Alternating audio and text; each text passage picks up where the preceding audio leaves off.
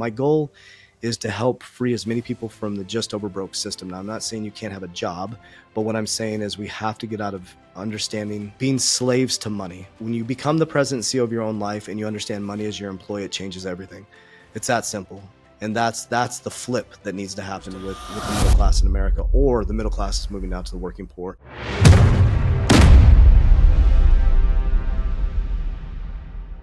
So JV, thank you so much for joining us today. Super excited you're here, man. Welcome to the Who You Know Show. Thank you, Trevor. I love the energy already, man. I'm smiling from ear to ear, man. Thank you. I love it. Yeah, I got to bring it. You know, even sometimes when you don't feel like bringing it, you just got to bring it anyways. Today's actually one of those days for me where I felt a little bit low, but I'm like, you know what? I got to show up. Got to show up for the audience. Got to show up for myself. So I want to hear from you, though. Let's go back. Okay. I want to hear about, in 2006, you had a suicide attempt. Suicide actually runs in my family as well. No one's been successful, thank God. But my brother, my mother, it seems like almost every holiday there's something going on. So talk to me about that. What was going through your mind? What was happening in your life? Can you paint that picture for me? And before we get into some of where you are today, I want to go back a little bit. Yeah, I think it's important to start there because we do have a mental health crisis in America specifically. And I think a lot of people, it's hard. I'll try to talk about it without being emotional. It's just hard because it involves my daughter, who's 19 now, turning 20. She was 3 years old at the time. So just some stuff happened to me as a child that was pretty traumatic as a child. And I really internalized that. And so as I became an adult, unbeknownst to me now, having the coaching and understanding now, back then I didn't understand what it meant, but I was really looking for edification, from male figures in my life, trying to become something, wasn't a good athlete, constantly got rejected over and over again. I remember ninth grade, I actually got rejected by this girl I asked out to dance. These little micro things that kept happening to me made me go external instead of internal to work on truly what was bothering me. And so I ended up serving in the military, went in the military, got out. And I just couldn't seem to fit in anywhere. And I just kept seeking for this external validation from the world. And I ended up getting into bodybuilding. And for once in my life, I felt accepted. I remember I did my first I was a chubby kid growing up, did my first bodybuilding show. And I walked out on stage. And I was that guy that probably shouldn't have done the show, but I was proud of myself. I transformed my body, had abs for the first time.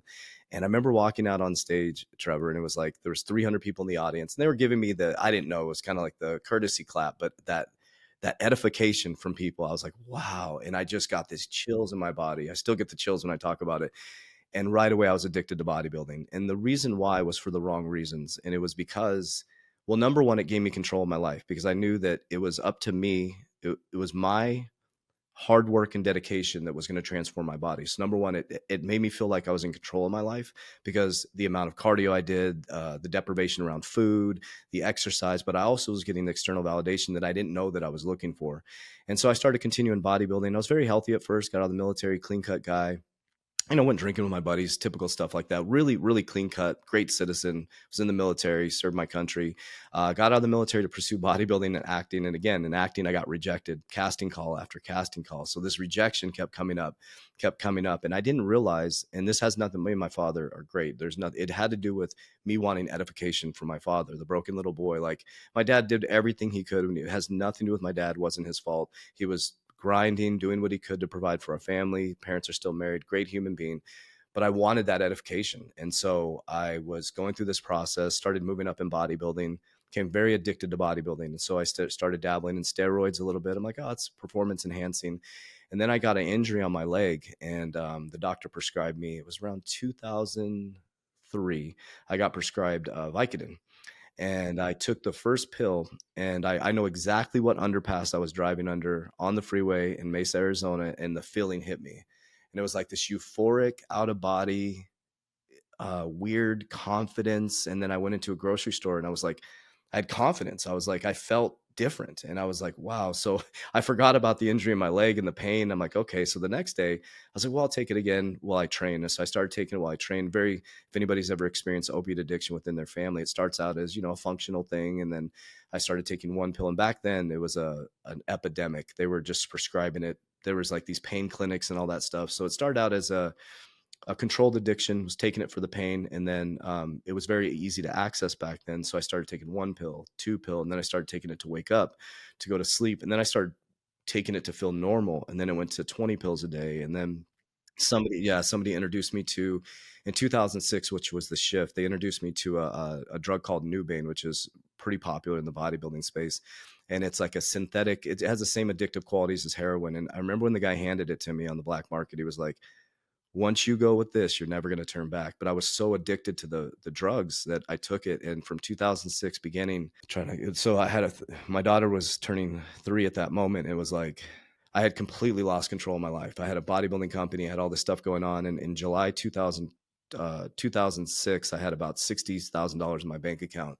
And this is how high I was from July all the way to December. By December 18th, 2006, I'm dragging my daughter into, I'm going to be totally transparent with you guys, because I think that it's a Cinderella story now, which is, it's easier to talk about, because I was not a good person. I was not a good father. I was a horrible person. My daughter's being dragged into, at that point you're going to, crack houses to buy whatever you can to get high. And in December 18th, 2006, I went to Walmart to buy Christmas presents for her, and my card declined. And then I was like, wait a minute. I remember having 60,000. I was so high for 6 months. I was like, wait, man, I always have money in my bank account. Did it again, all my business cards. And I sat in front of a banker, and I went to the bank, and he turned the screen to me. I'd never seen an overdraft account before, red all the way down the screen. And my ears started ringing. And it was like, and before, if anybody's ever been deep on opiates, or you kind of go into psychosis where, you're just not a normal person. It's very demonic. It's very dark. And my ears started ringing. The manager came over. It was like, you're broke, man. And I'm like, and I knew the gig was up. I was a functional drug addict. I was trying to run a business. Unbeknownst to me, my business was going under. All my accounts were negative. And I went to my office, and, I didn't want my parents to find me on the floor in my office. So I blew up a blow up bed, and I loaded up a bunch of syringes of Nubane. And I was like, Jose, if I can get this much in my body, hopefully I can end it. And the interesting thing about this is I never really had a spiritual connection. I never was introduced to God or Jesus Christ or anything like that. And for some reason, I knelt down and I prayed. And I said, dear God, I was thinking about my daughter, and I was thinking about my mom, and I was like, dear God, I didn't want it to be this way. This is not what I wanted for my life. I'm like, who am I talking to? I'd never prayed in my life. I'd never been introduced to prayer. And I started putting the needles in my arm, and I kept pulling them out and throwing them. I was trying to throw them as far away from myself as I could. And then once I fell asleep, I thought I died. And then all of a sudden, I don't know if you remember the Razor flip phones, that has the screen on the front, and it had that distinct ring. And I hear this ring, and I kind of come out of a slumber, and I'm super high. This is 48 hours later. And I stumble over to my office desk, and it says mom on the front of it, had the person's name, and I pick it up. And my mom, we're always very close, but during that time, our relationship was obviously pretty torn. I was stealing money from them, just a bad person. And I pick up the phone, and my mom's the most classy lady you've ever met. And she says, I don't know what the F is going on with you, but you need to read a book called The Secret. Your grandma just read this book, and she said you would love it. My mom had no idea that she'd woken me up from a attempted suicide. And so the book's over my right shoulder. So I immediately feverishly went into Barnes and Nobles. I'm still super high. Like, I'm like, what is going on? And the interesting thing, Trevor, is the first thought I had, believe it or not, was you can't even kill yourself right. That's how negative my state of mind was. You can't even kill yourself right. And so I get there, and I get the book, The Secret. And then they had that little DVD, and you could slide it into your computer back then. And I sat there and I watched this, and I'm like, oh my God, I created all of this. Everything I asked for, I got. I wanted to be somewhat famous in bodybuilding. This was in a couple magazines. I had a big bodybuilding company. I wanted attention. I got all the attention in the world, but it was the wrong attention. It was from the wrong environment. So I was like, wait a minute. So I'm broke. I'm getting evicted from my apartment. I'm now a drug addict. I'm in my mind, I was a loser. And I said, I'm at rock bottom right now. So what if I just take what The Secret is saying and reverse engineer this, and I start doing I am affirmations? So I just started there. So, I mean, there's a long part of the story. I got evicted from my apartment, purposely homeless. My parents have been there for me the whole time. So I just started doing affirmations, man, from that point, because I had nothing. I had no money. I had nothing left. And my life started to change pretty dramatically. So I'll pause there for a moment. So it just started with I am affirmations. I am powerful. I am strong. I am worthy. And I didn't believe it at first. I didn't believe it, but I did it so repetitively, which is a big part of my story. I did it so repetitively that I started to believe it, actually. First of all, I want to just say that, thank you for sharing that. I know I could hear the emotions, just as you were opening up about that. It actually brought out some emotions with me. There's actually a lot of commonalities and similarities in some of our story, actually. So I had a lot of trauma growing up, a lot of chaos, a lot of things going on.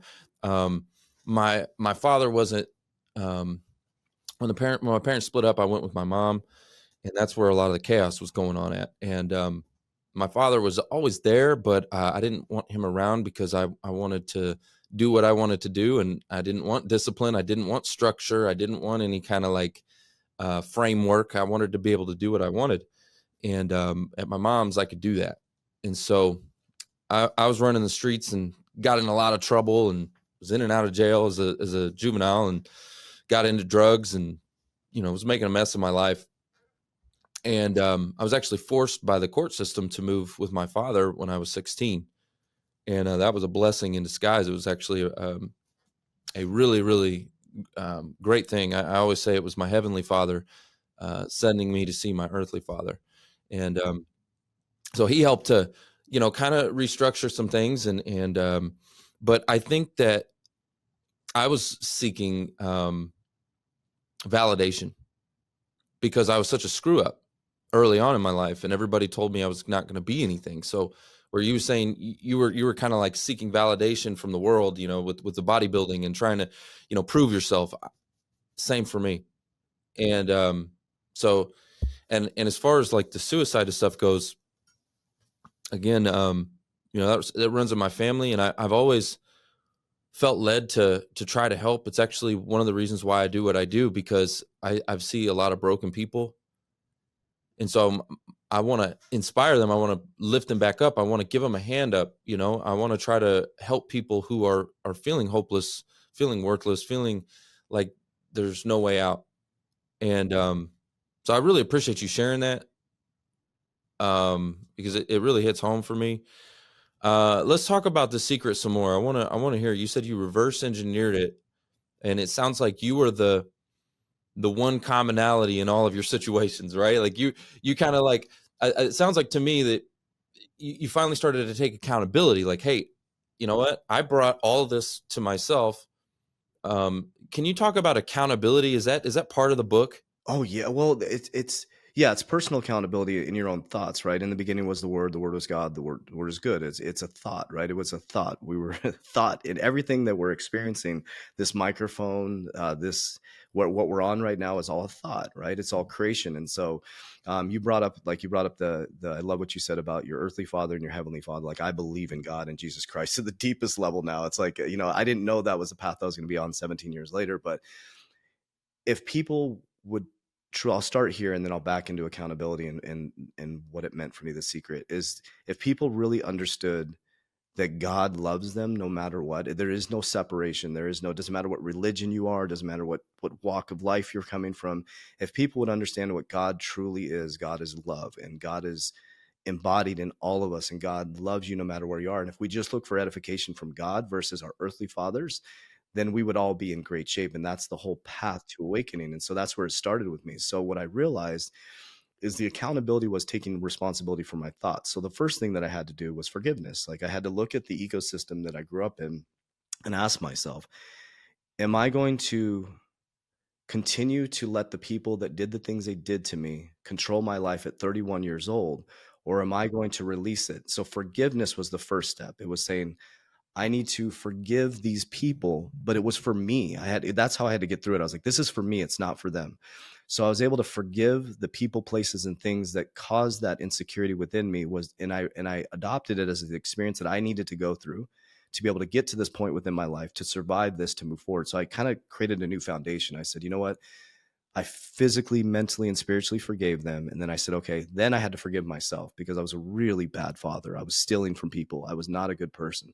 So I had to gain forgiveness for myself. And then it became like this reset point. And so from that reset point, I was like, now I need to be accountable to myself. So first it started with my thoughts, right?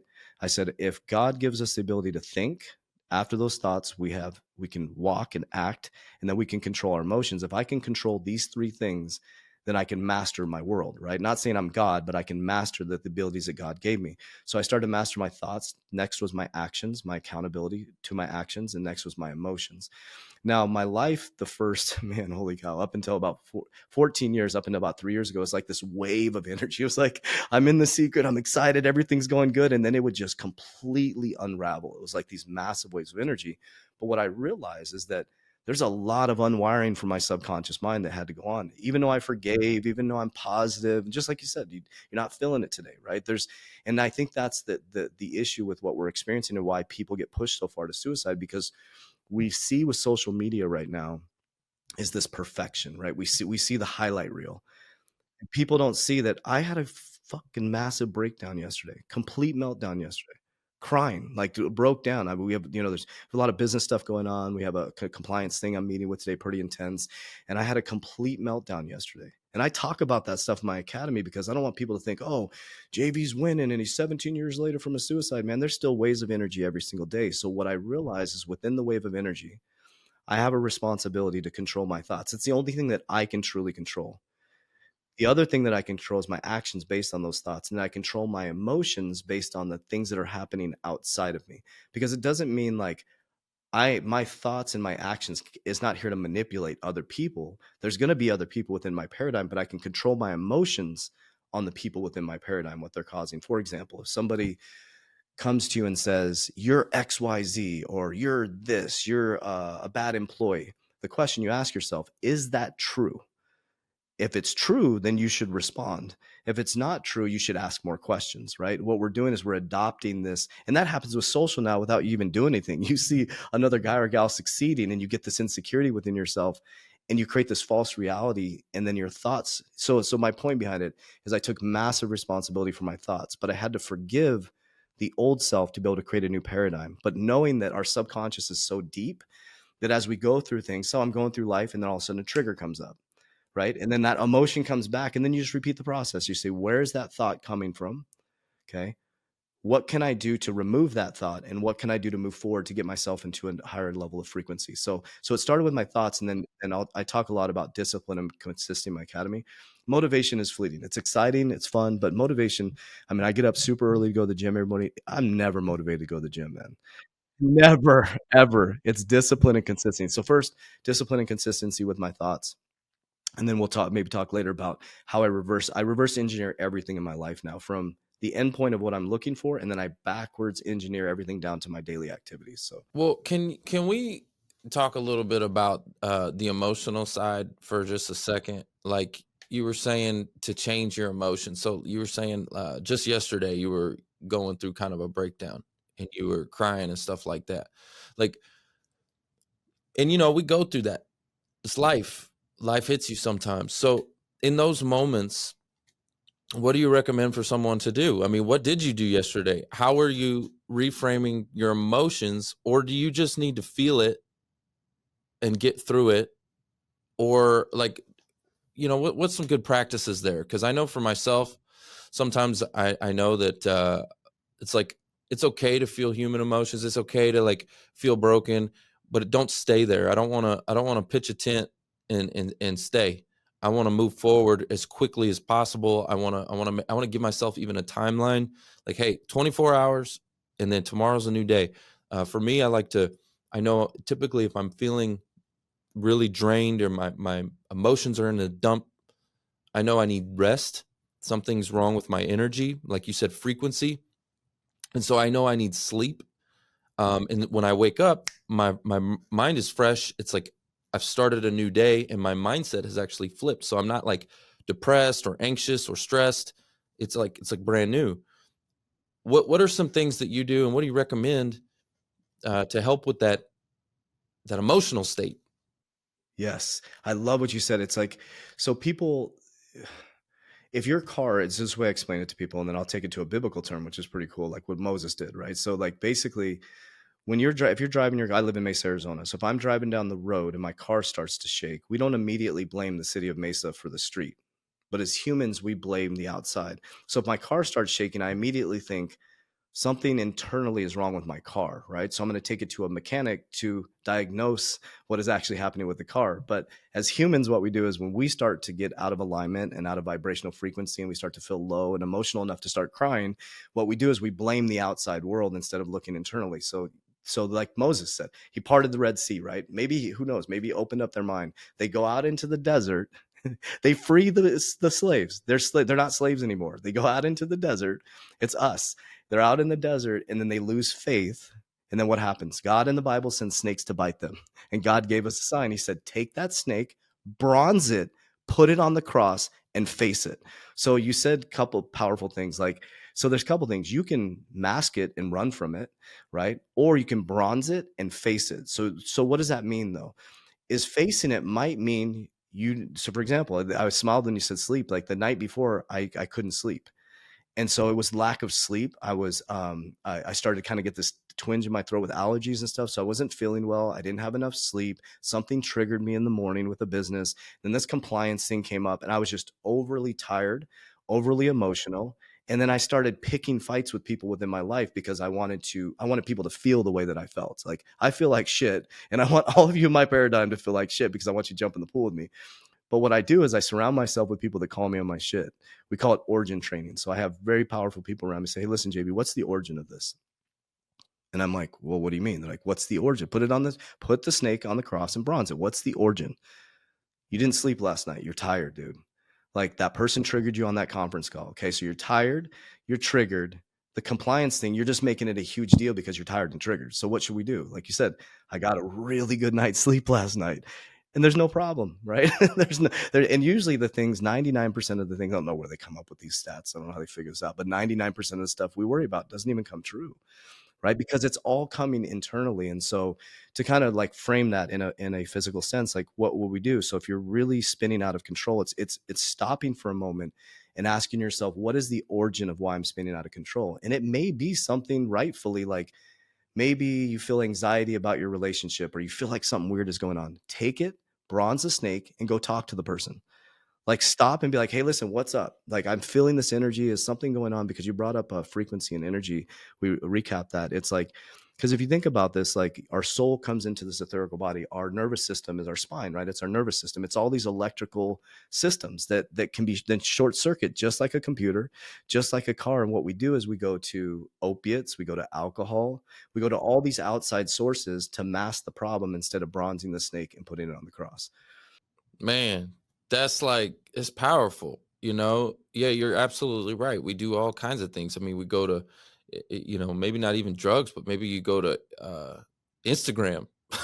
Maybe you're scrolling. Maybe, you know, I think people are addicted to this device just as much as they are drugs. They get the little quick dopamine hits from, you know, from the mobile device. Well, think about what you just said too. Like, think about how much is chill. Like, get ourselves like get a little bit of a get out of jail free card with this, but we also need to recognize this. Like back in the days, we had to go hunt for our food. We had to. I love this guy Panda. He's a bodybuilding guy coach, but he says we had to beast, we had to fast, beast, then feast. So we had to go out of our cave or wherever we were. We had to go find our food, man. We had to go out and solve problems.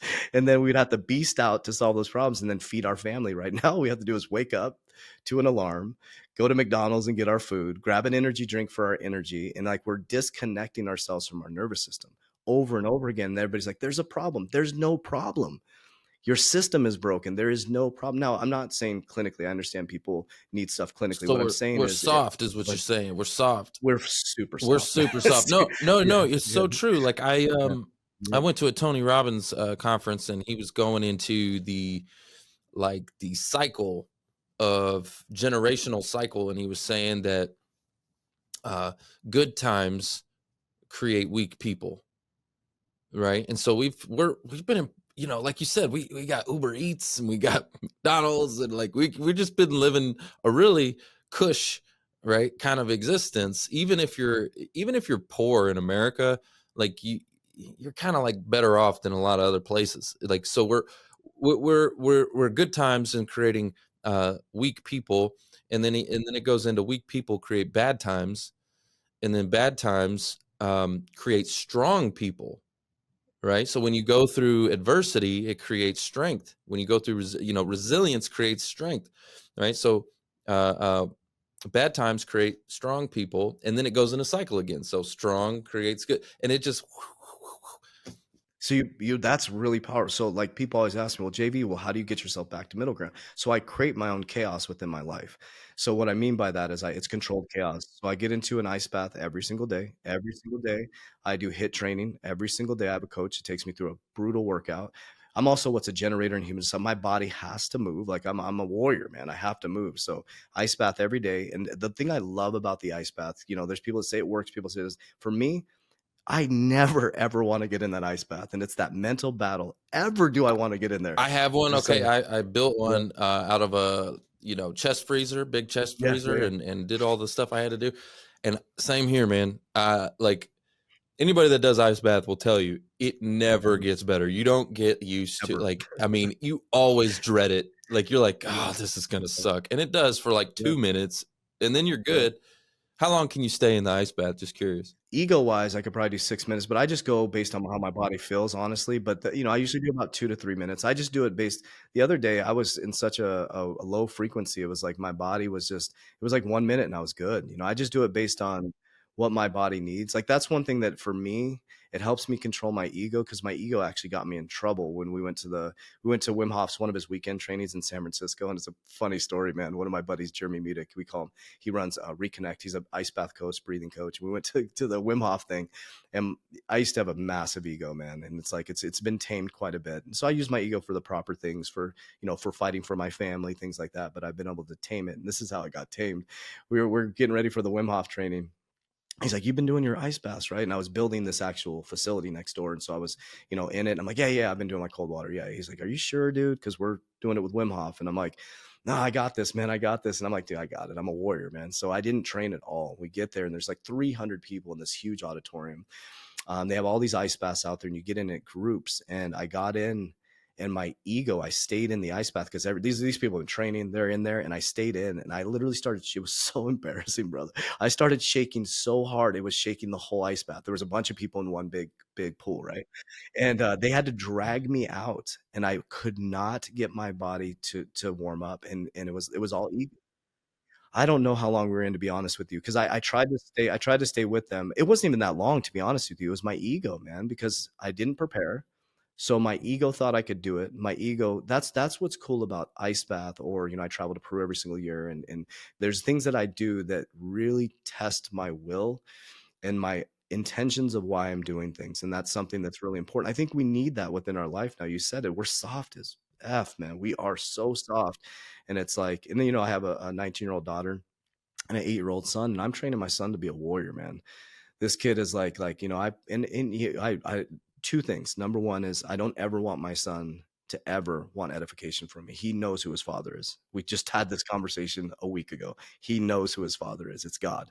I love what you just said. I'm going to explain that to him. Thank you for that. I'm going to tell him I'm his earthly father. That is his true father. He never needs edification from me, but I'm his earthly father. We're going to learn some shit, right? We're going to go through some shit. And my daughter's a beast, man. It's so cool. Like, and I want to encourage all men out there around divine masculinity.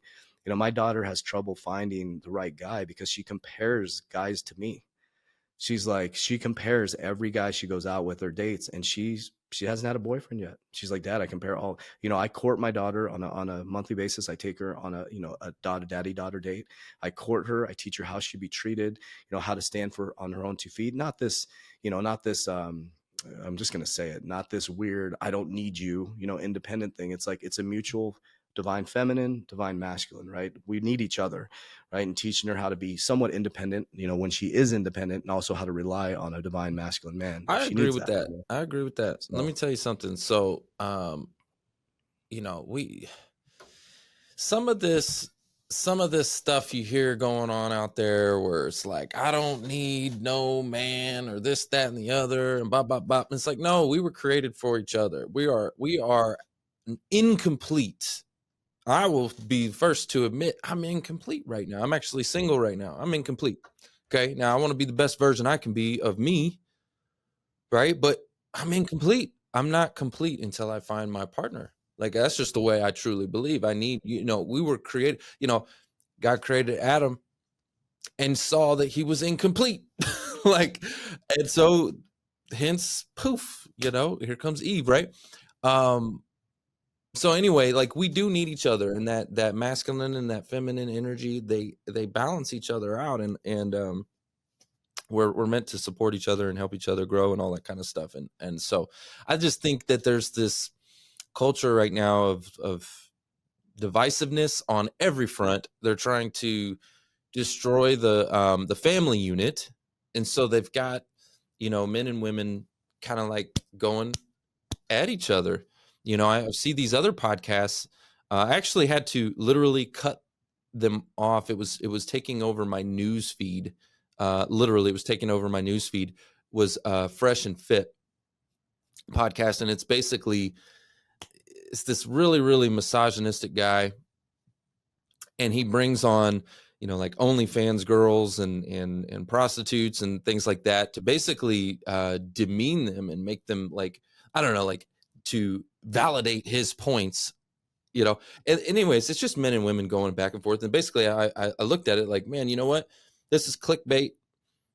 They're trying to get you in with clickbait, and some of the arguments are very they do reel you in. So they started reeling me in. It started reeling me in, and I started listening to this because it was entertaining, actually, watching these crazy conversations happening. Right. But then I started going, you know what? This is, like, not good for my mind. I don't need to be feeding myself this. This is garbage. This is the lowest of the low on both sides of the spectrum. And I don't need to feed my mind that. So I totally was like, you know what? I'm getting this out of here, you know?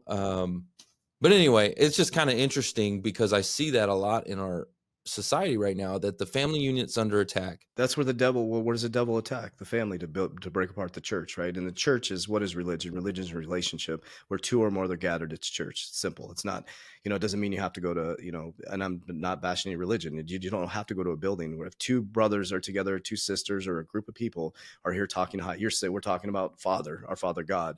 That's church, man. It's not this, like, we can go down that rabbit hole. It's like, we're experiencing the Roman days in America. They demasculized the men. It was like, I think it was 500 years before the foreign adversary started, or maybe 50 years. I might get the time wrong, sorry. But a foreign adversary came in and started demasculizing the men. They got them drunk in the Coliseum. Like, everybody was so worried about Taylor Swift in the suit. I could not believe that shit. I was like, so I always tell, and I always offend a lot of men when I say this, like, I don't wear another man's name on my jersey, man. I'm wearing my name on my jersey. God is the president and CEO, and Jesus is my running mate, or I'm his running mate. Let me not disrespect him. And when I said, I don't mean that with disrespect, but when a man is, and it says biblically too, like, a man should, that's why it says in the Bible, do not spread your seed. A man, so I'll speak about me personally. I'm teaching my son, he's a young man, he's 8 years old, that he cannot be with a woman until he's able to take care of himself. And if he can't, if he can't do his own laundry and understand how to take care of a house and pay his own bills, he should never sleep with a woman and bring a kid into the life. And now I'm speaking to my old self, because that I was a slut. Look at what I did to my daughter. I destroyed my poor little beautiful daughter. She's an amazing human now. She's gone through all this with me. Like, we're in a great place. But think about what a shitbag I was, dude. I was spreading my seed, and thank God I did, because I had both my daughter and my son. But here I am, the first 3 years of her life, her subconscious mind programming, I'm a piece of shit, dragging her through crack houses. So I'm like, so I've forgiven myself for that, but damn well would I not pass that on to my kids.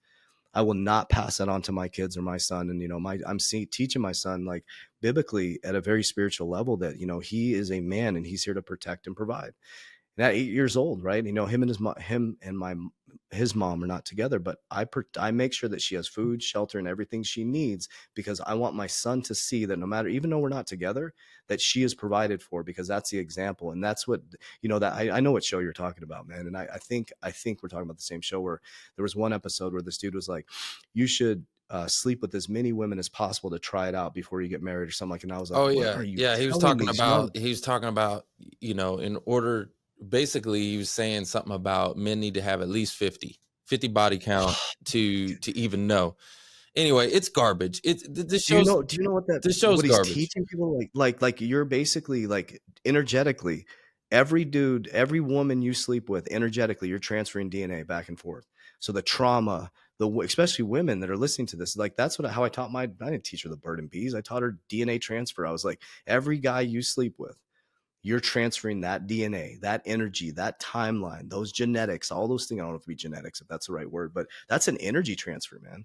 That trauma. And I said, and she, I don't know if I polarized her, but she's, it's just real conversations like birds and bees. It's like, come on, man, this is, the two become one and all these different things. And we're just in a very epic time, critical time right now in America that men need to step the fuck up, man. Sorry, I'm cussing on your podcast. Like men need to step the F up, man. I'm like, it's ridiculous. It's like, we have to step up. And again, to what I say, the pandemic is fatherless children. And I'm speaking to men's heart right now. If you have a child, I don't care what your relationship is with your ex, you have to provide for that child, man.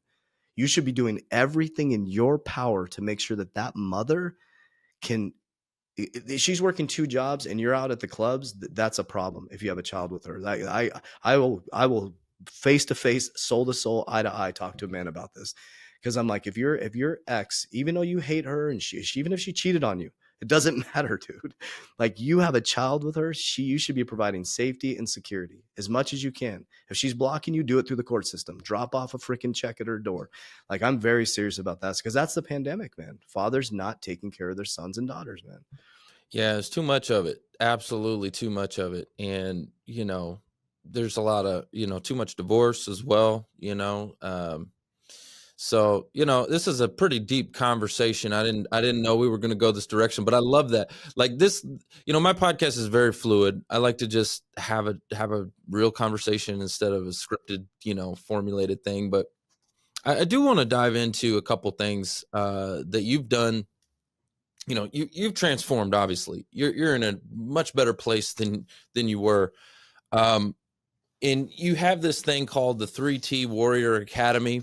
But I want to almost even go back before that, because you were also in corporate world, right? Weren't you like a vice president of a bank or something like that, major bank? What inspired you to leave corporate America to pursue entrepreneurship and create the 3T Academy? Yeah, great question. So yeah, and then thank you for the deep conversation. Yeah, it's because it's all in relevance of what I'm doing now. Because it's like, so basically, when I left after my suicide, I started doing I am affirmations. Ended up getting a job as a banker, which doesn't make any sense other than what God wanted for me. I mean, I have dyslexia. I never was in banking. I ended up getting. And this is cool part of the story is that I was focused on a vision of freedom. I was like, I really just want a house for my family. Anyways, one of the mentors called me that was helping me out, said, hey, listen, I want you to interview for this job. So I ended up interviewing for a job for a banker position. And at the end of the interview, I paid 50 cents at the Goodwill for a suit to go there. I had no money, man. And the lady, I said to her at the end, and this is important to the story, I said, if you just give me a job, I will clean the toilets. I just need an opportunity. And I drove away, and 15 minutes later, she called me and she said, we're going to hire you. And I was like, okay, what am I? I'm thinking janitor, something. She was like, we're going to hire you as a banker. Let's And I go. said, a banker? And she's like, Like, you're going to we trust me with the money? yeah. Like, She wait a said, yeah, minute. exactly. She was like, we like your energy. She said, we like Oh. your energy. She said, we can train you because you have the right energy. So they put me into banker training. Anyway, so I applied the secret subconscious mind programming, goal setting, consistency. I was waking up earlier than everybody else. I was setting goals. I showed up before the manager, and I quickly moved up to executive in like 2 months. I think it was like 2 months. 2 years, 7 months, 28 days. I became a VP at the bank, and I get Wow. invited Hold to on. executive banking I school. got to stop and throw a mic on that. It's a mic drop. Okay. So what I want the audience to really pick up Yeah. from what he just said right there, got his foot in the door, started kind of at the ground level. Okay. But he treated it like what I want everybody to recognize. He treated it like he was the VP.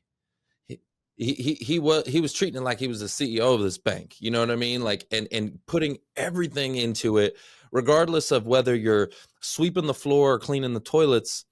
Like, if you treat the business as if it's your own and put the heart and soul into it, the people around you are going to recognize that, and you will be elevated.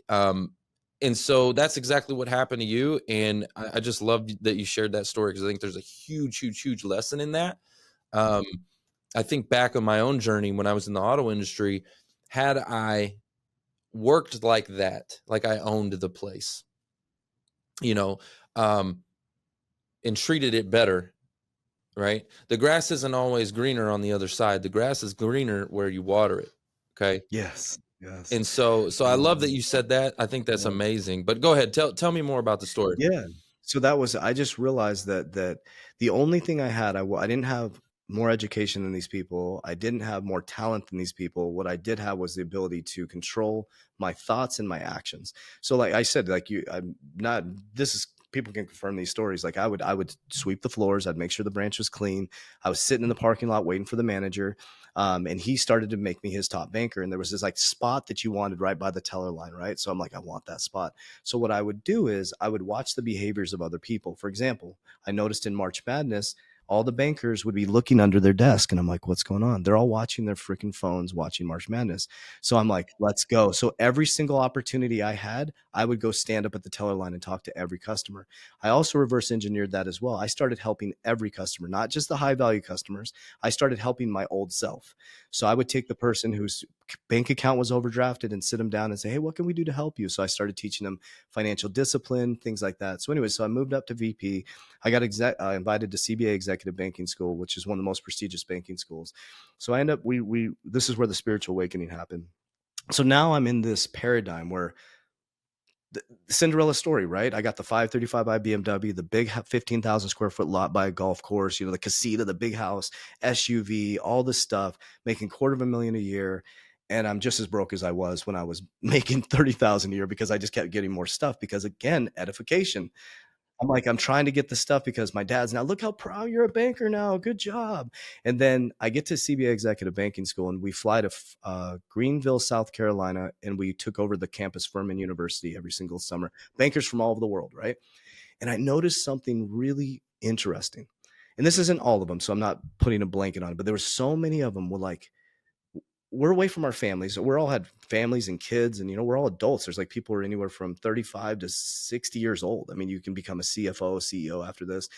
And they were partying like rock stars every night. A lot of pill usage thing. And this isn't a blanket, but a lot of them. They're coming to class drunk every single morning. I'm like, don't you guys have families and kids? We're making $250,000, some making $1 million. I'm like, is your life that miserable at home that you're a caged animal that got released from a cage? And I'm like, what am I getting involved in? So what I realized is there was something, a gap in them, but this campus was so effing beautiful. I'm like, wow. It's called Furman University. It was built by hands, by bricks 100 years ago. Bunch of people have been there, like famous people. And there was that guy working on the garden. And I was like, man, your garden is so beautiful, man. And he was like, I started talking to him about, it's like a Mr. Miyagi story. And he was like, I said, dude, you just love what you do. He's like, man, I have the greatest life ever. He's like, I have everything I need. And that stuck. He's like, I have everything I need. This is a gardener, man. And he's like, yeah, I got a good family.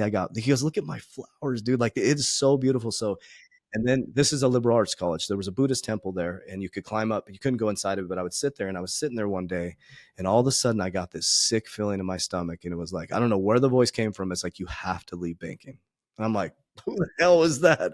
And I'm like, it was like the voice that made me pray before I committed suicide. And I'm like, so then that's 2012, and then I go back, I'm moving up the ranks in banking, and I'm a VP now. And I could tell that we weren't providing financial education to our customers. We're just burying our customers in debt. We're giving them, a payday loans. Our financial advisors are advising them on products and services and not even worrying about them afterwards. And, it just it didn't feel good. And so again, energy, it stopped feeling good. And then I realized in 2017, I couldn't do it anymore. So I'm in this weird conundrum. I go from suicide to Cinderella story, right? In the world's eyes. And then here comes the edification. Well, when I leave, everybody's going to judge me. So I remember calling my mom and going, Mom, I'm leaving the bank. She's like, what? And she goes, you need to tell your dad. I'm like, I don't need to tell my dad anything. At that, I'm like, I don't need to tell any man in my life shit. I'm like, I'm leaving the bank. And I did because she's my best friend, dude. She's like, and there's another story that I'll try to tell without crying about my mom, which got me to where I'm at today, this moment right here. And so I left the bank, and Trevor, it seemed like a great idea in the beginning. I had a bunch of money in my 401k, a bunch of money in my bank account. 2018, I launched my first program. I started a podcast, my book, my first program. Built it for 6 months, launched my first program in 2018, January. Fitness Mindset, the Warrior Academy. Guess how many people signed up? In 6 months? Yeah. Zero. Yeah. Zero.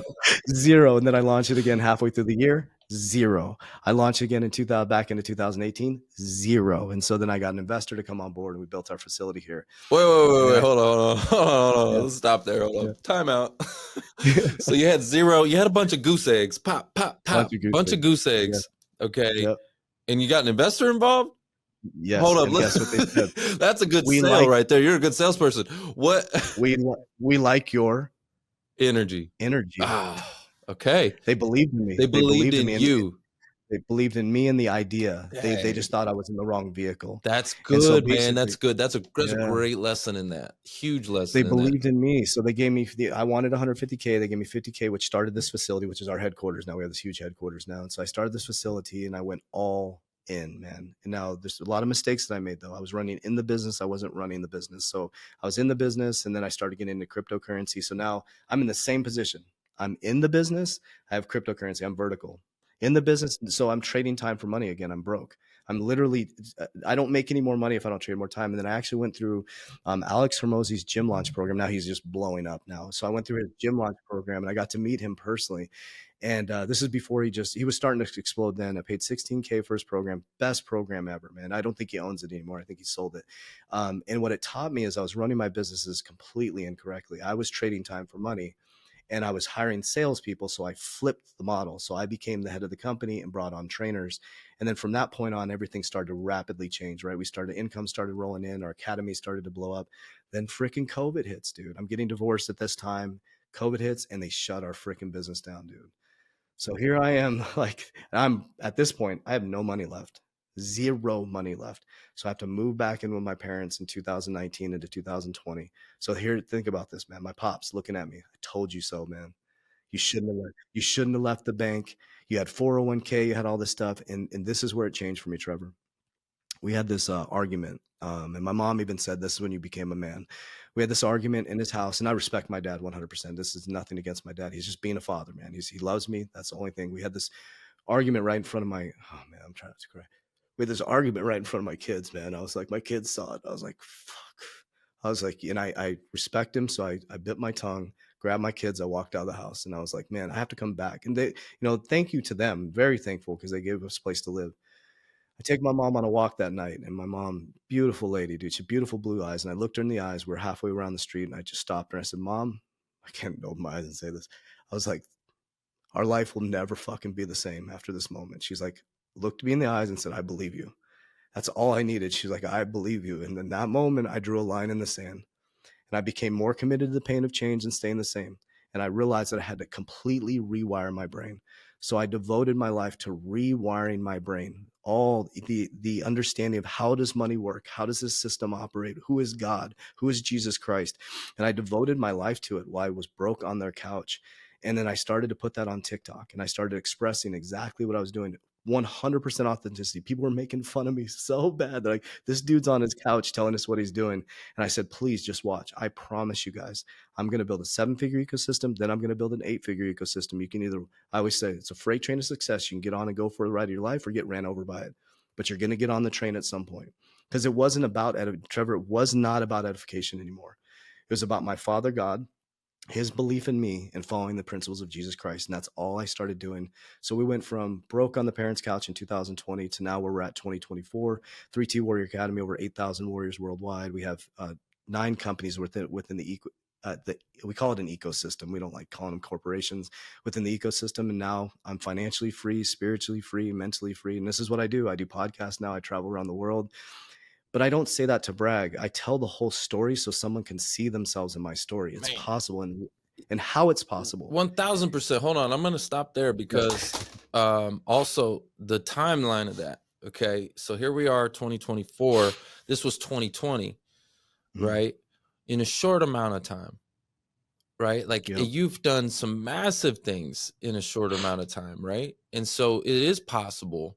And even if somebody accomplished half of what you accomplished in that amount of time, you know what I mean? Like, but I think too, thank you for that. And I'm not, this isn't a pushback, but I always say people like, oh, it happened so short, but it was 17 years. Sure. of pressure cooker Not of overnight just and success for sure. correct. And this was the thing. So by the time we blew up, I had posted 35,000 times on social media. Oh, snap. By the time we blew up, there was still we only had 300 followers on YouTube.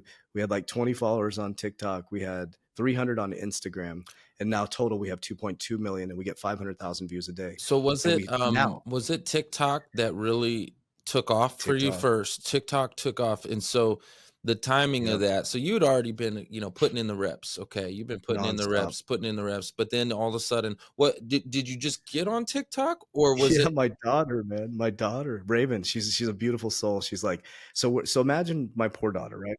I take her through crack houses until she's 3 years old. Then at 16, she's going into high school. We get ripped out of our house and we move back in with my parents. She's like, Dad, what are you doing? Right. So the 16-year-old girl now is back in grandma and grandpa's house where I'm sleeping on the couch. And so our relationship was a kind of, it was just weird. Right. And she said, so she's like, Dad, she's like, let's do some fun TikTok videos together. So we did. And we started laughing. I'm like, dude, I'm at this point, whatever, dude, I'm on my parents' couch. I believe in myself. Nobody else believes in me. Me and my daughter started doing funny TikToks and my mom got involved in it. And then I was like, what if I just take this stuff and I put because I knew what I was going to do. And I'm like, what if I just, it's kind of embarrassing, but what if I just authentically show people what I'm about to do? So what I did a YouTube video on this, but I started just following the Gary Vee strategy and I started flipping free stuff. And I took the free stuff and I put it into crypto and then crypto exploded. So I turned $10 into 20, 20 into 100, 100 into 10,000 and then not 110,000, but 10,000 into six figures. And then I built my ecosystem of my diversification strategy based on I was a single dude. I was not effing around, dude. I was studying. The library's free. So everybody's like, oh, well, I can't hire a mentor. The library, there is thousands of free books. I studied The Richest Man in Babylon, Intelligent Investor. I started studying Robert Kiyosaki's models. I started studying, everything, a little bit of Dave Ramsey, a mix. I'm like, okay, how can I take this crypto, this funny fake internet money, just like our fiat system, and how can I turn it into something tangible? And so I think the lesson in this for people is that just keep moving forward. Just keep moving forward. And what happens is we don't see success, so we change the game. And that goes into my reverse engineering. So what I want for Trevor, what I want for my people, and it's in a flag inside of our gym. I want freedom for every single human being that comes in contact with me. I said that in 2019. Now, did I have that? No, I didn't even have financial freedom. Now, the ecosystem I have an insurance company where we're one of the fastest growing insurance companies. We have 140 agents now. So I'm able to help tons of people with financial freedom. We have 27 team members in our Warrior Academy. We have 32 companies that have been created. I don't have equity in all of them, but within our ecosystem, we have people all over the world freeing themselves. So what I did was this is really important to listeners. I connected, as Dr. Joe Dispenza, I connected to the feeling of what I wanted. And I step in faith every day. And the things that are being presented is based on the feeling that I want. And sometimes it's not good. Sometimes the things that are being presented to me, it's like it's directing me in the right direction. So instead of like say if something falls apart, right? We had a couple businesses that fell apart. It was because that wasn't in true intentions of freedom for my people. And another thing too is principles. It's really important. And 2 years ago, I read Ray Dalio's book, Principles, the one where it talks about developing personal principles. When I developed personal principles, it changed everything for me. For business, it's integrity, honesty, and uncompromising belief in God. Within our business, you must operate in integrity, honesty, and you can believe what you want, but really believe it. Like, for example, I believe in God. My CFO is Buddhist. He can believe in whatever he wants, but you cannot tell me not to believe in God. Or like in corporate, you can't talk about politics or religion. In our business, you talk about whatever you want. As long as you say what you mean, just don't say it mean. For my family, it's peace, freedom, and family structure. If anything disrupts my peace, freedom, or family structure, it's a hard no. And my team knows this. So if you schedule a meeting after 2:00, it's a hard no. I don't care if it's a $10 million deal. I'm raising my kids. I'm with my kids. So those are some, I know I kind of went deep into that. Yeah. No, I love it. So, No, that's so important to what you were just talking about, your values or your principles, right?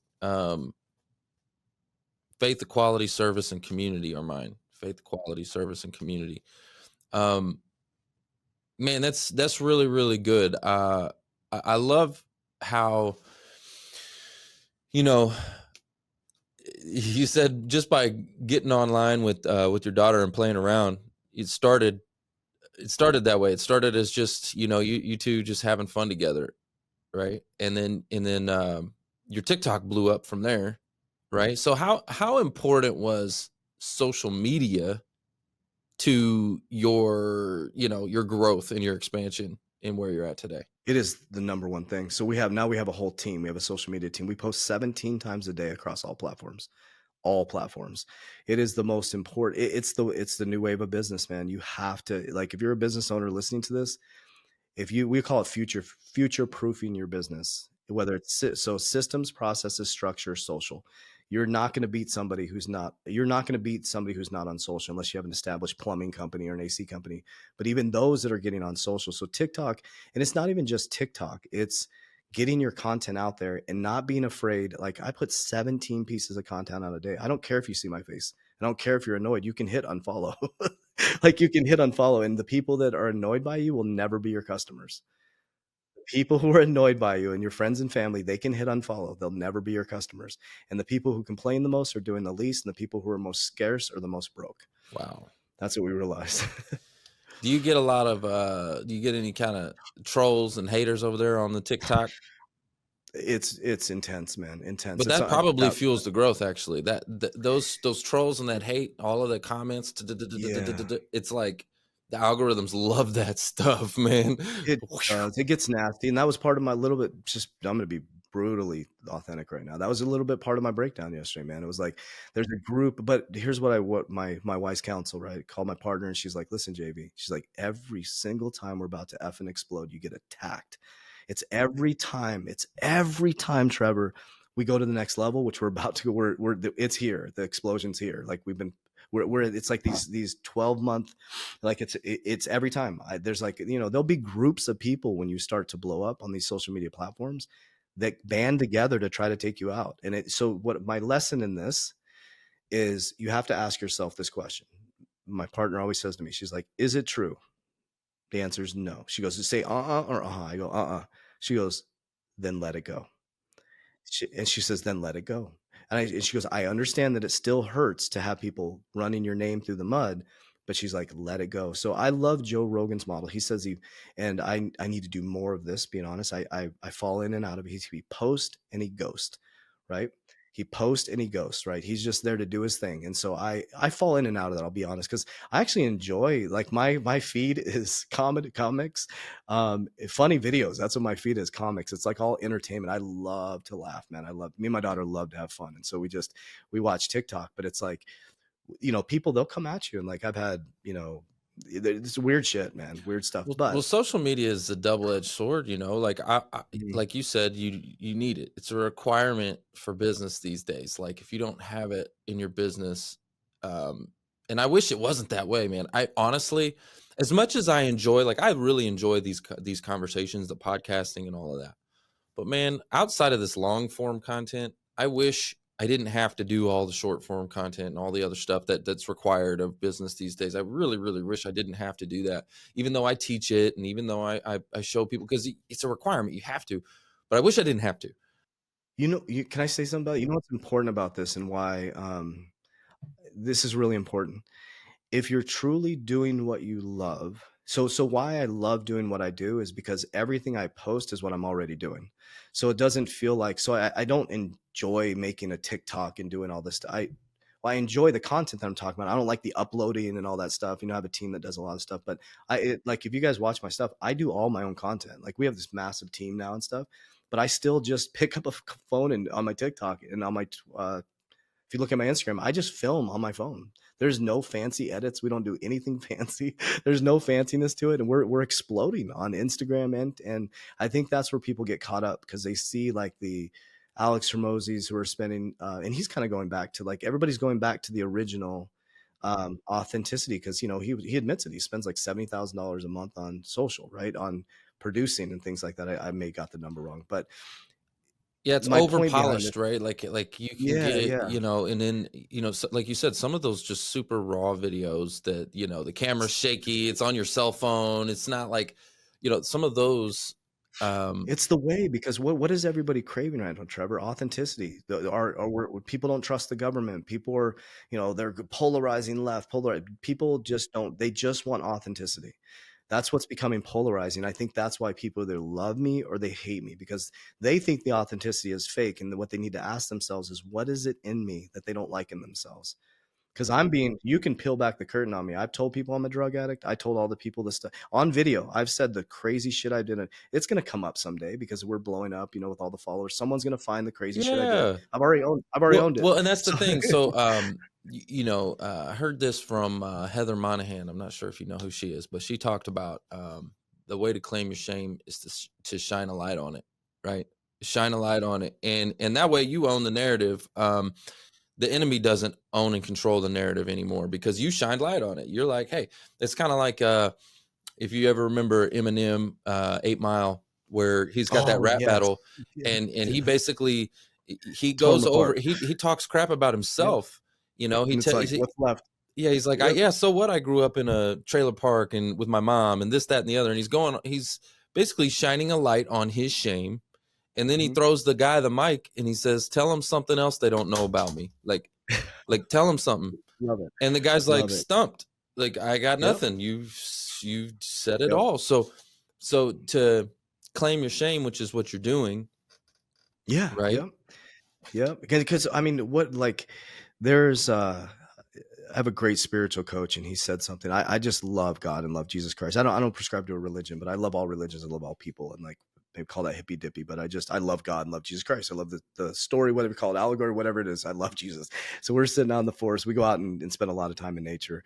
And I asked him one day, I just want to learn. I'm a student of life. And I said, who is God, man? And he's like, I said, who is God? And he looked me in the eyes, deep in my eyes. And he goes, you know who God is. And I was like, he just kept saying, he goes, you know who God is. And he said, let me ask you a question. Let me frame it with a question. He said, how does God know he, she is perfect? Because do you believe God is perfect? I said, yes. You know Jesus is perfect? Yes. How does God, so let's say it's Jesus, know that he is perfect, or he or she? And I said, he's like, you know God. He said, God would not know that he, or Jesus would know he's perfect if he embodied through you through imperfection. He came down through you to experience imperfection. And your job is to transmute that darkness back to the light, because we go back to God, perfection, every single time. So God comes through us in the body. It's in the Bible. It says we're made in the likeness image. He comes through us to experience imperfection. You said atom. He needed a negative, right? If you take it, maybe it's an ion, maybe it's a negative. He needed a negative and a positive. So the female, the two are the negative, the two become one to come into an experience, to experience imperfection. And what we do is we're chasing, like we focus on our imperfections when that is who we are. That's what we came here to be, is imperfect beings trying to figure this out, ascending back to the same place. And that's what God is. God is us. And look at where there's wars created over this, man. My God is better than yours. And God's like, hey, you're fighting each other, man. Like, it's you. And they're like, it's like Jesus is undefeated. They killed him. They killed Jesus, and we cannot keep his name out of our mouth. He's undefeated. He's undefeated. Zero-sum game, dude. Jesus wins and God wins 100% of the time. That's why it says in the Bible, God wins. No, that's so. Let's go, man. I love it. I love it. And I appreciate you being open about your faith on the show, and because I like to do that as well. And it's one of those things that especially in our culture today, right? They try to block that each and every way you go, right? Like it gets blocked. Okay. I remember, I think even Glenn Lundy was talking about this too, being shadow banned on different platforms for, expressing faith and this, that, and the other. And it's just, we live in a world where it's upside down right now, it's upside down. So I appreciate you sharing. Yeah, they're shadow banning themselves, man. It's like when I realize who God is real. God is everything. God is like, it's like the breath of life. It's Yahweh. It's Yahweh. When you breathe, you're breathing God. It's Yahweh. way. He breathed us into life. He's thought leader. And it's like, and it's awakening right now. We're going through a transition where people are starting to, that's why we say, I love this conversation. I always tell people, Jesus is undefeated, man.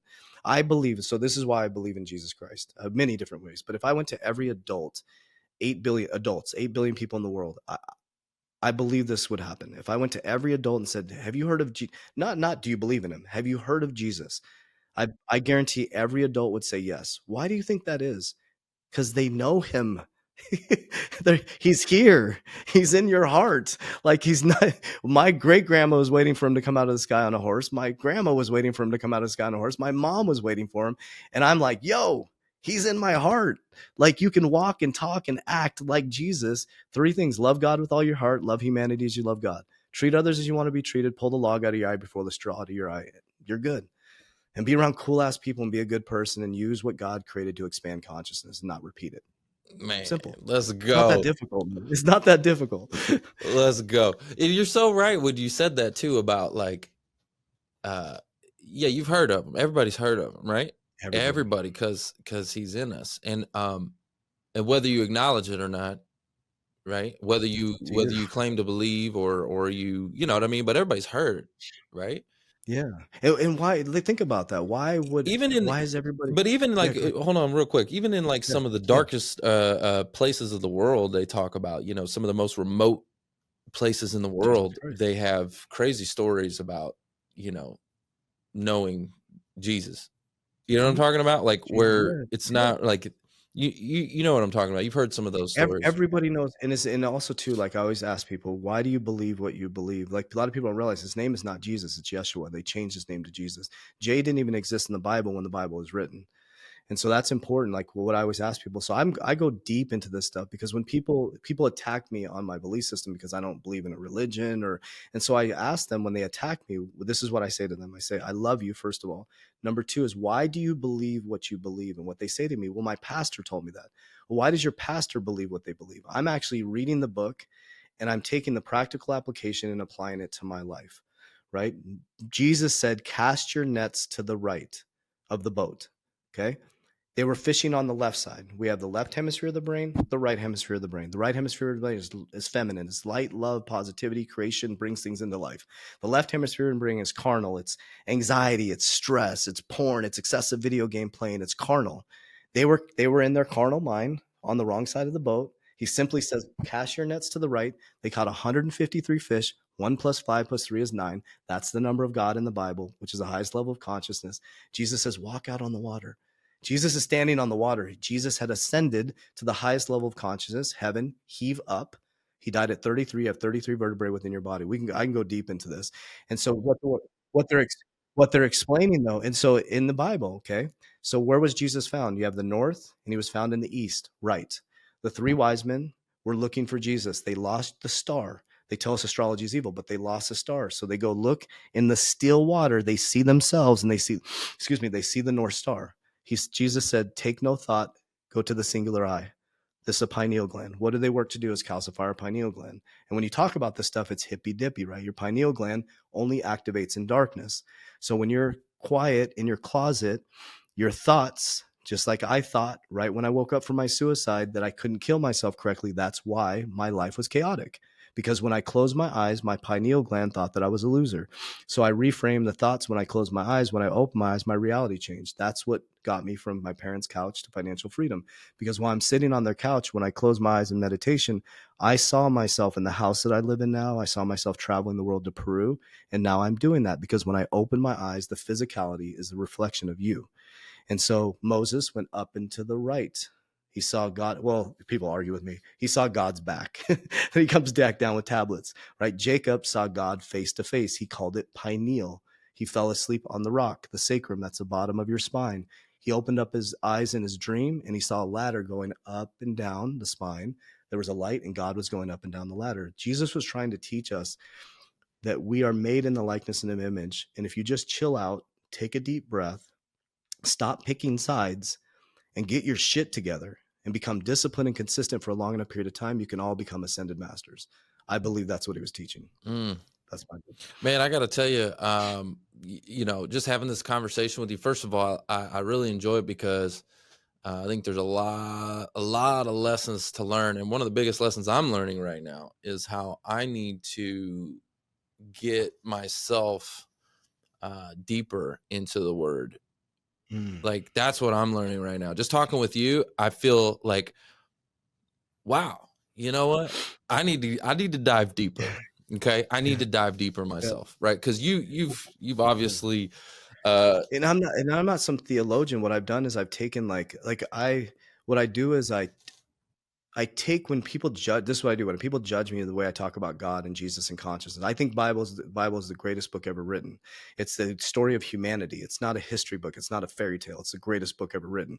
But what we do is, so I always tell people, I'm like, then why isn't the Bible continuing to be written if it's not it's the owner's manual for a human? That's what it is. Right? Maybe Moses parted the Red Sea, but I haven't seen that yet. I haven't seen that. Maybe snakes will come out of the sky. I haven't seen that yet. Maybe Jesus will come on a white horse, but he hasn't yet. But I have seen during a timeline like this, awakened people rise up and people that are in the lower frequency go down. You're seeing the polarization. They call it the rapture. You're seeing the you can see it yourself, right? The polarization of humanity.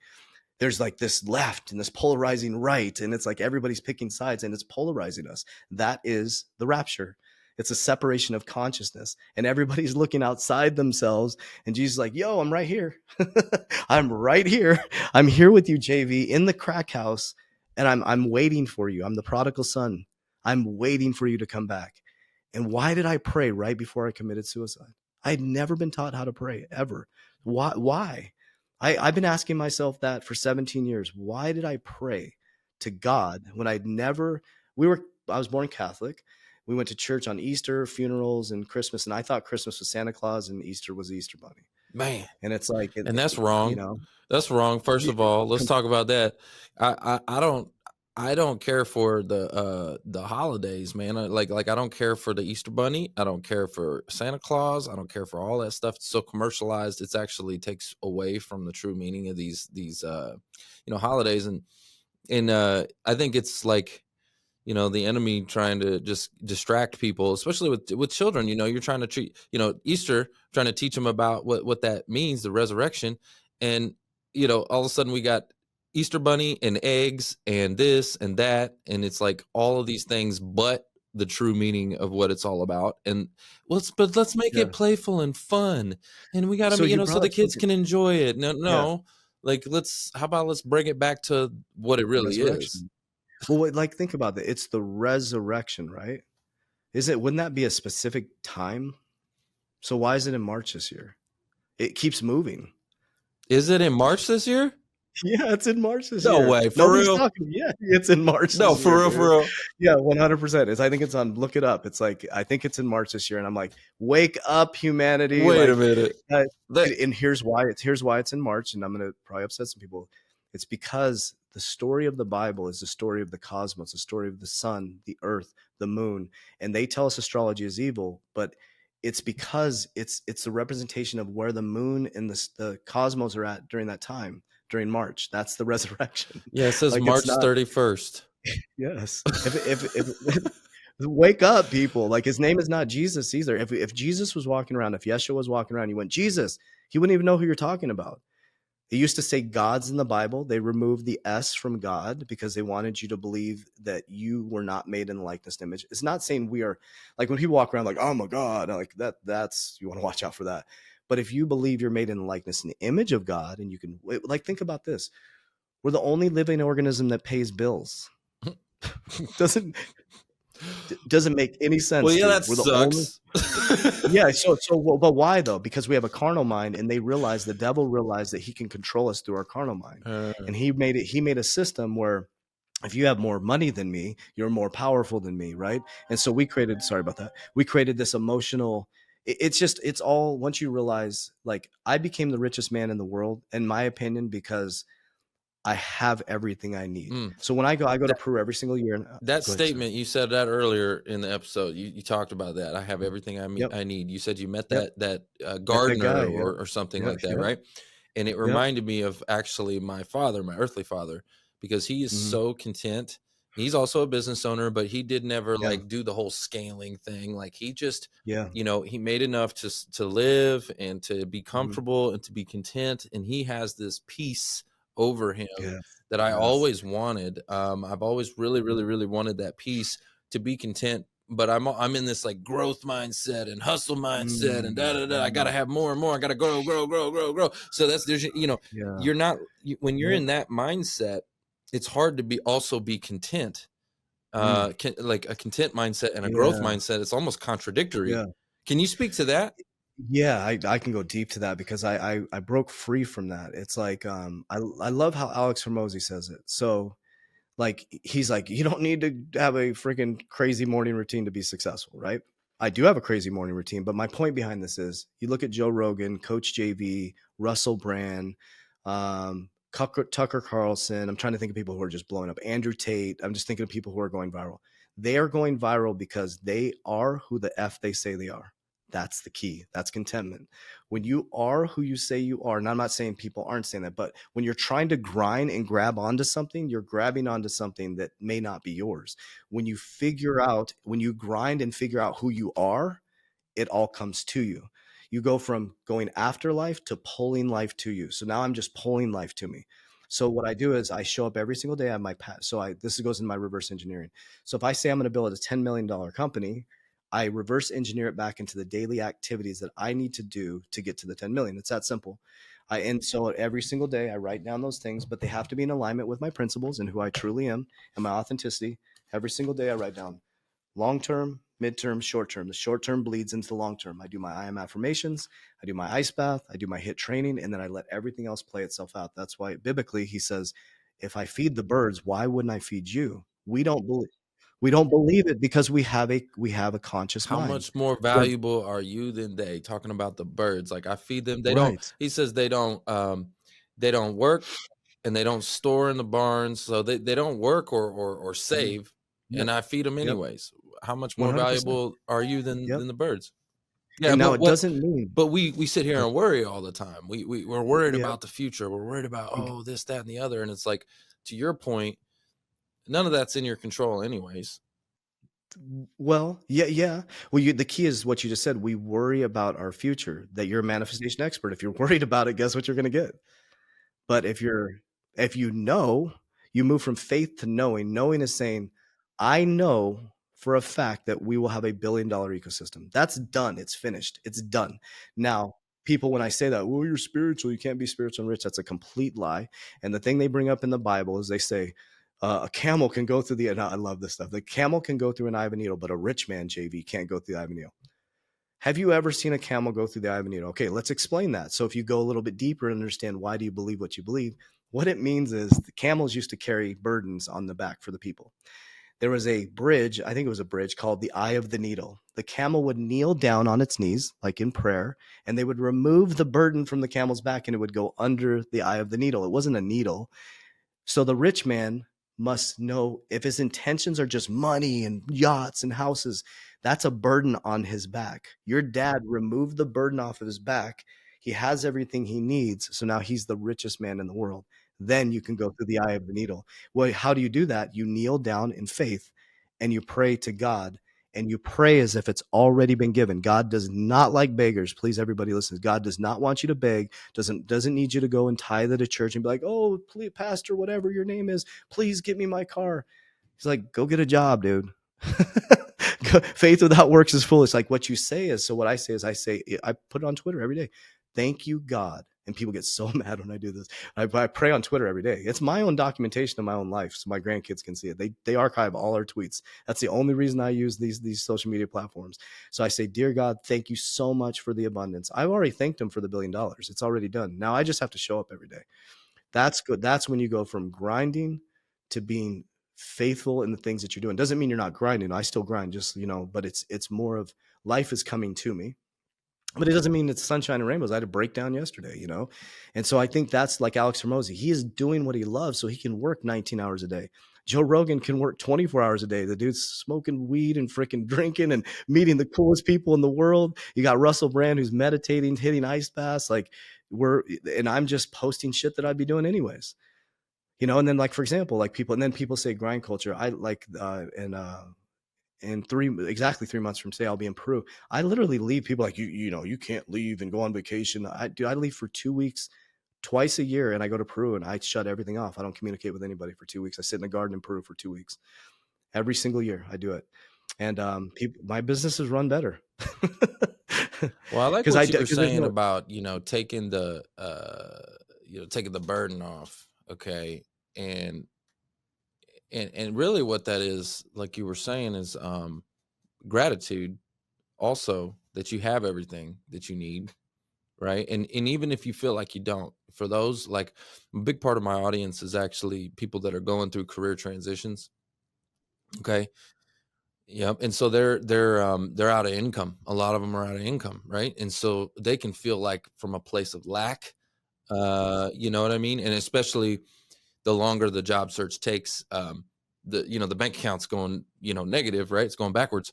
And so, it can also be like, how are you supposed to be grateful when you're having that going on? But what your point is, grateful that it's already done, like it's already finished, like they are going to get that new job. It is like, it's not a matter of if they're going to get a new job, it's when they get a new job. They will get a new job. It's coming. So grateful that it's already there and that God will provide. And to the scripture, how much more valuable are you than the birds? Okay. Like, and God feeds the birds, so he's going to feed you too. So just know that it's coming. Okay. And to have gratitude for that. Yep, and work your ass off too. Like, don't everybody's like The Secret. I love The Secret, but the thing that there, it's like people like, I created a vision board and I am affirmations and I'm waiting for my Lamborghini. But you need a Well, job what'd to you get the do this Lamborghini. morning besides that? Yeah, yeah, Yeah. I did my vision board because there's a lot of like, there's this disillusion with Mm. like the motivation community and the spiritual community and all this Well, stuff. that's And like, faith without works, right? faith without It's works, man. dead. And everybody's like, too, like, I'm very, very spiritual. I guess I'd consider spiritual. People like, JV, how can you talk about money and be spiritual? I'm like, like, let that go, dude. Like, that's why I break down those biblical verses. Because like, it has nothing to do, like, people are like, pray in your closet. This is just my interpretation. They say, JV, they always get mad at me when I post on Twitter my prayers. And I'm like, I'm posting them every day, so keep getting mad. But they say, you need to pray in your closet. Well, think about this for just a moment. Why do they say pray in your closet? Because when you go into your closet, Jesus said, take no thought. And he always talked about this middle ground and singular eye. The pineal gland is right here. The pine cone is right in front of the Vatican, guys. They put it, it's hidden in plain sight. Pine cone equals pineal gland. So they're hiding it in plain sight. You put stuff right here every single time. They tell you it's right here, it's right here, it's right here. And we think it's out here. So you go into your closet. When you turn the lights off in your closet, it's dark. The pineal gland activates in darkness. So what's done in darkness comes to light. So if you pray to God and you sit with God in darkness, and you say, thank you, God, so much for the $1 billion ecosystem. And then you go into the intentions, because I can see we'll have a fund for single mothers, the fathers that aren't stepping up. We're going to have our own schooling system. We're going to have all this stuff. We have the private plane, so we don't have to worry about waiting and security. Our family can immediately move. It also provides jobs and food and shelter, because you buy a private plane, you're actually providing jobs for people. And you go through that, and then you open your eyes, and then you trust that everything you're doing beyond that is based on that goal. Because there's no other way to look at it. Because if you can think about it, it can be created. And your job is to remember that you're the creator. That's your job. You have to peel back the subconscious mind programming from your parents, your grandparents, all the DNA, the people that came before us that made us believe that it's not possible. And whoever this person that's flipped this on us, this elite group of 1% that keep making us think that it's not possible. It's like, how did I go from broke on my parents' couch to this year I'll be in the top 1% of earners, and within 2 years probably in the top 1%. What is it, net worth or whatever. It's possible. It's because I lived what I'm doing right now. I lived it. Like we always say, I joke around. I'm like, I love Joe Rogan's podcast. I imagine every day and have an alarm that says, hey, Joe Rogan's team just reached out to you. Joe Rogan's team just reached out to you. I will be on his podcast someday. I just will be, because I've already talked to him. I've already been there, because I vibe with the dude. I'm like, man, I want to have a deep spiritual I conversation can't with this wait for guy. that episode, man. It's happening. I It's gonna can't be wait for great. it. I want you to Yeah. send it to me, okay? So I can Yes. tune in seriously to Yeah. that episode for real, because I know it'll happen too. And I'm Yeah. gonna tell Yeah. you right now, like, I've really, really, really enjoyed our conversation today. Me We've too. gone a little bit longer than I typically go, by about 30 minutes, but it's because I'm enjoying it so Wow. much. I literally, I'm Mhm. learning from you. So, um, Me too. From you. before we Thank you. wrap things up though, because we are kind of running out of time here, are there anything right now, like Mhm. to help you reach that $1 billion ecosystem, right? What do you Yeah. have going on right now that we could maybe highlight or shine a light on, or Yeah. what are some things, that some initiatives that you have going on right now? Thank you. Yeah. So what we do is our biggest thing is I'll bring up our 3T Warrior Academy. It's kind of like the hub for everything we do. So we have what's called the 3T Warrior Academy. We provide financial literacy, financial education, teach people financial discipline, how to earn and how to protect that wealth. And that's our main ecosystem, and everything kind of bleeds out there from their insurance, our, crypto apps and all that stuff. That would be helpful if you just check out the 3T Warrior Academy, or check out the thousands of hours of free content. So if you just type in Coach JV in Google, all my content will come up, and within the descriptions you'll find the free book. I wrote a free book that people can download. My goal is to help free as many people from the just over broke system. Now, I'm not saying you can't have a job, but what I'm saying is we have to get out of understanding being slaves to money, right? Because when you become the president and CEO of your own life, and you understand money as your employee, it changes everything. It's that simple. And that's the flip that needs to happen with the middle class in America, or the middle class is moving down to the working poor.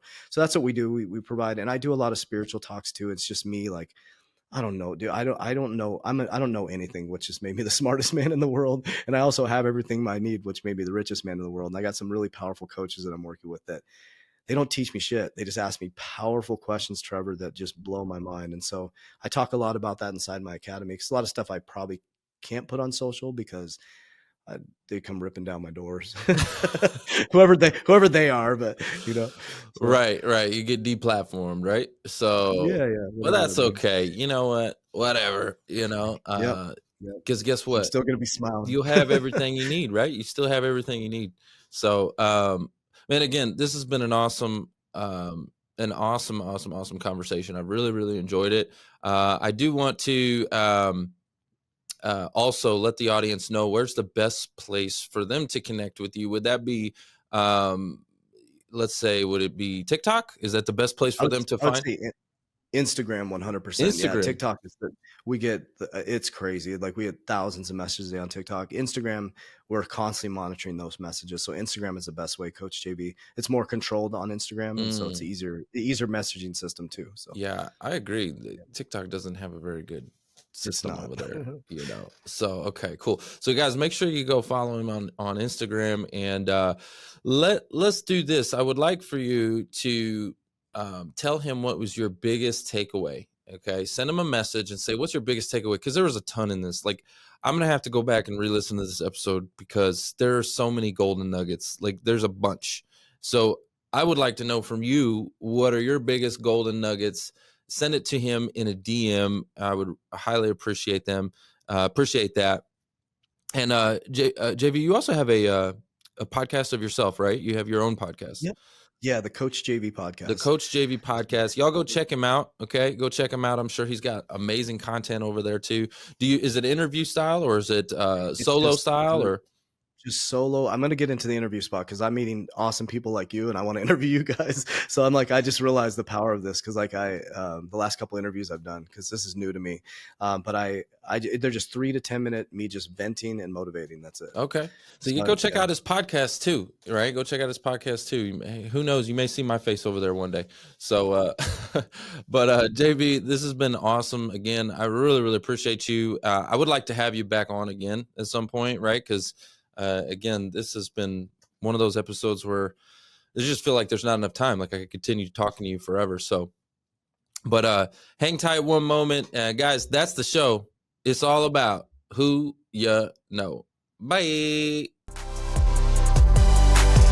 Thanks for listening to the Who You Know Show podcast. My name is Trevor Houston, and if you've enjoyed this episode, consider subscribing wherever you listen and leave us a positive review to help us keep the mics on in the studio. Until next week, that's the show. It's all about who you know.